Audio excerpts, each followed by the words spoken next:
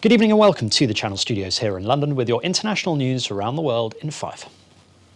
China has accused Australia of trying to deflect public attention from alleged war crimes by its soldiers in Afghanistan after the Australian government expressed outrage over what they called a repugnant tweet.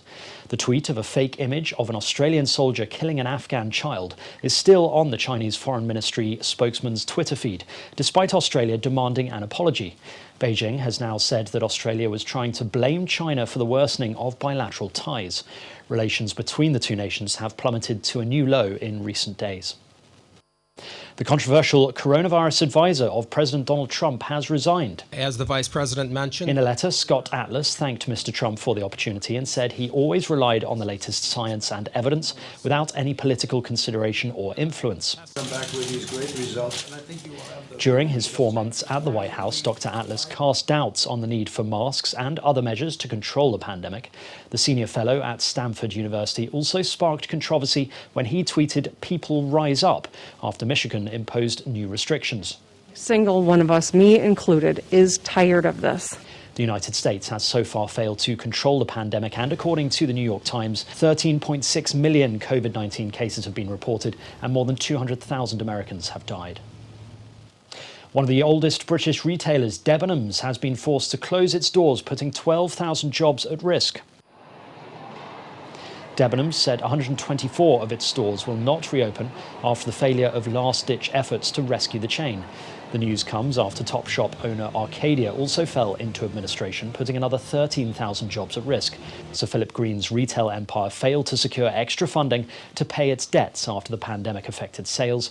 The group, which runs 444 stores in the UK and 22 overseas, said that already 9,294 employees are on furlough. New analysis suggests the goals of the UN Paris Climate Agreement are within reach. The Climate Action Tracker Group looked at new climate promises from China and other nations, along with carbon plans from the US President-elect Joe Biden. These commitments would mean the rise in world temperatures could be held to 2.1 Celsius by the end of this century. Previous estimates indicated up to 3 Celsius of heating, with disastrous impacts. But experts are still worried that the long-term optimism is not matched by short-term plans to cut CO2. Meanwhile, Brazil's Amazon rainforest has suffered the worst deforestation in 12 years under President Jair Bolsonaro. That's according to Brazil's Space Research Agency.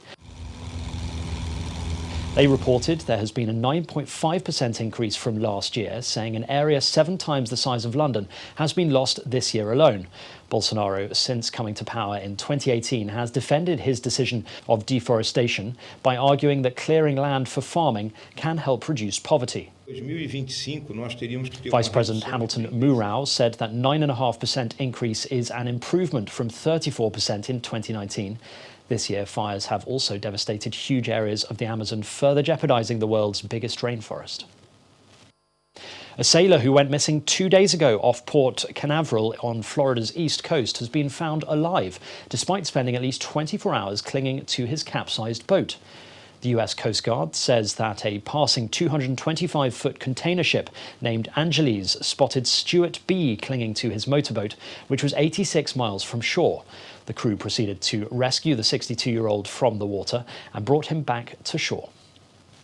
And finally, around 150 people have dressed as Father Christmas and taken to the waters on jet skis along Australia's iconic Gold Coast.